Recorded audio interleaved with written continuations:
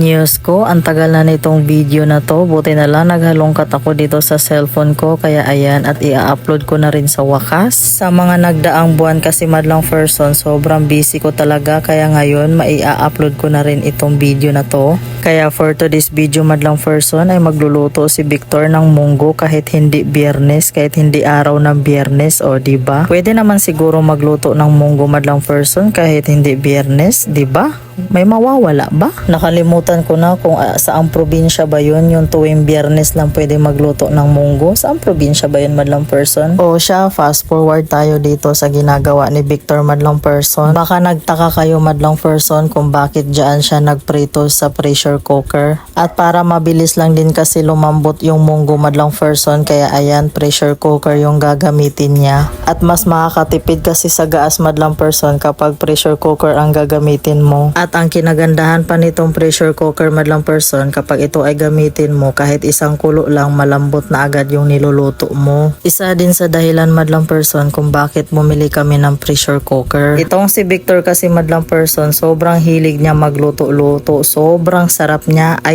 sobrang sarap ng mga niluluto niya. Legit talaga madlang person na sobrang sarap magluto ni Victor. Alam na alam niya ng mga nakakakilala sa kanya. Alam nyo ba madlang person, ang dapat niya sanang kurso ay HRM, hindi criminology. Syempre noon kasi medyo kamahalan na rin yung tuition ang HRM. At dahil wala siyang no choice, kaya ayan, napunta siya sa criminology. Pero kahit hindi niya nagustuhan yung criminology, naipasa naman niya. O diba? The best si Victor. At sabi ko rin sa kanya madlang person, kahit ngayon pwede naman siya mag-aral ng culinary. Kaso lang wala ng time dahil isang beses lang sa isang linggo yung day off niya. O diba?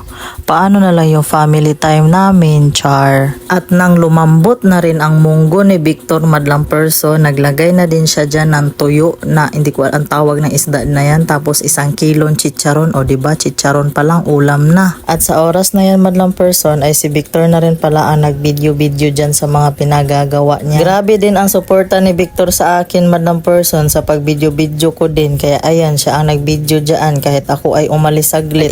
Scroll kasi ako sa Facebook madlang person, kaya ayan, nakita ko yung pangalan ko sa Facebook na ayan, dumating na nga daw yung aking national ID. Kaya sa sobrang excited ko madlang person, kaya ayan, dali-dali akong pumunta doon sa covered court na sinasabi nila na doon daw makukuha yung national ID ko. Hindi tuloy ako nakapag-video nung pagkuha ko ng national ID madlang person dahil ito nga ay iniwan ko nga itong cellphone ko. Sobrang tuwa ko madlang person dahil hindi na ako kulurom na pagkatao dahil meron akong national ID. Oy. At luto na nga yung niluto ng munggo ni Victor madlang person, kaya kakain na kami. Tara, kain tayo.